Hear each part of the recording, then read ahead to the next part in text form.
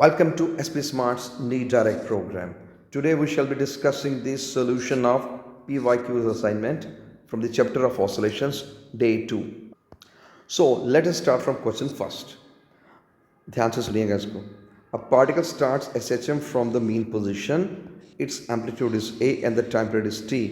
At the time when its speed is half of the maximum speed, the displacement is. यानी इसमें इस चीज़ का ध्यान रखना हमें कि गिवन क्या है. गिवन यह है कि आपको मैक्स स्पीड का फॉर्मूला पता होना चाहिए. वी मैक्स हम जानते हैं कि ए मेगा होता है, स्टैंडर्ड फार्मूला है. ओके, और वो मैक्स स्पीड का आधा हो जाता है, यानी वी जो हमें गिवन है वो वी मैक्स का हाफ यानी ए ओमेगा का हाफ होगा वी, इसके जिसके बारे में यहाँ बात चल रही है. ठीक है, and you know formula is omega into a square minus x square. ये भी स्टैंडर्ड फार्मूला है which connects velocity with angular speed, amplitude and the displacement. Alright, अब v की जगह ये वैल्यू फिल कर दो. ठीक है, बिकॉज हमें यही गिवन है यहाँ पे. तो a omega by two where it's omega a square minus x square. ये और ये तो कैंसिल, स्क्वायरिंग बोथ साइड्स कर लीजिए. When you are squaring both side it becomes a square by 4. It is a square minus x square. A square minus a square by 4 को इधर और x square को दूसरी तरफ. इन एक्स स्क्वायर को हम लाए हैं दूसरी तरफ तो पॉजिटिव हो गया ये, और इसकी तरफ ये लाए ए स्क्वायर बाई 4, वो हो गया negative. Go on simplifying it. ये आ गया हमारे पास इसके बराबर, राइट. सो हम स्क्वायर रूट ले लेते हैं यहाँ पे. तो उससे क्या होगा, 3 का रूट बन जाएगा a by 2 is x. Hence जो x कहा था ना कितनी दूरी पे होगा, तो it is this distance from the origin या मीन पोजिशन, जहाँ पे ये हमें मालूम करके कहा था a रूट 3 बाई 2.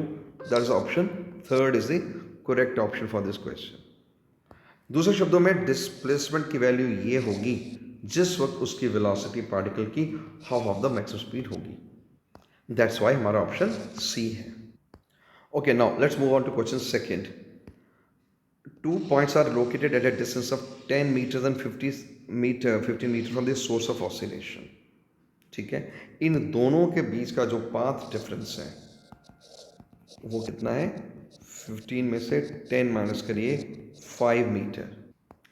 और जो फेज डिफरेंस होता है उसका फॉर्मूला क्या होता है, difference of phases, that is delta phi is equal to 2 pi by lambda into path difference, that is delta x. ये पाथ डिफरेंस का सिंबल, ये फेज डिफरेंस का सिंबल, और ये स्टैंडर्ड फॉर्मूला है which connects path difference with phase difference.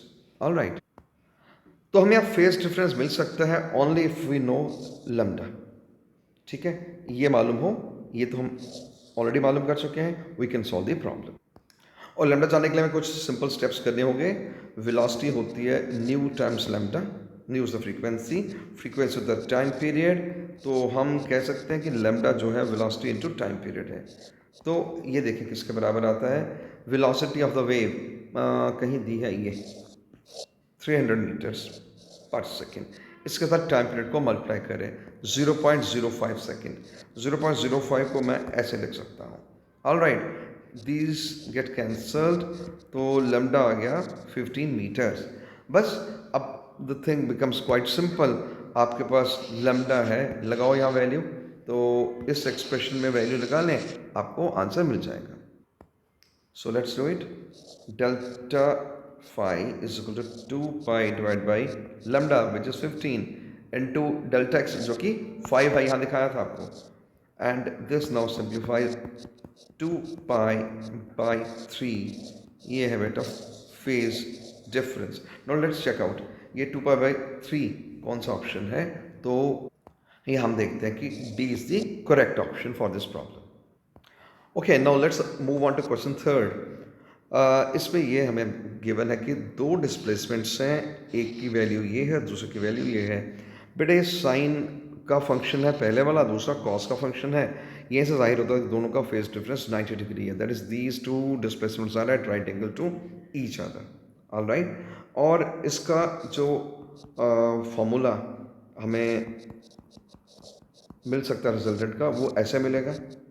ठीक, तो ये क्या है, y1 की जगह पे लिखना है a sine omega t whole square plus y2 की जगह पे ये देखो ना यहाँ वैल्यू है b cos omega t whole square, square root के अंदर है ये, so it becomes a square sine square omega t plus b square cos square omega t square root. Further आप देख सकते हैं कि ये ए स्क्वायर और बी स्क्वायर जो हैं, अब देखिए ये जो कॉस है, कॉस को हम यूँ लिख सकते हैं cos omega t can be written in terms of sine omega t minus 90 degree. Alright, अगर ये वैल्यू यहाँ सब्स्टिट्यूट करते हैं हम और इसको सिंप्लीफाई करते हैं तो ये बनेगा ए स्क्वायर प्लस बी स्क्वायर, ये है y का वैल्यू। तो ये है इसका रिजल्टेंट एम्पलीट्यूड। और जैसा कि मैंने पहले कहा था, एक साइन और एक कॉस का मतलब होता है फेज डिफरेंस इनके बीच में 90 डिग्री का है। When two SHMs acting at right angle superimpose upon each other, the resultant is a simple harmonic motion with an amplitude of a square plus b square. So our option is B. तो बेटा इस तरह से हमने आज NEET direct programme के under जो PYQs थे इनके असाइनमेंट उसका सॉल्यूशंस कर लिया from the chapter of oscillations day 2। And इसका आंसर C है, सेकंड का D है और थर्ड का है B। That's all for today and God bless you all.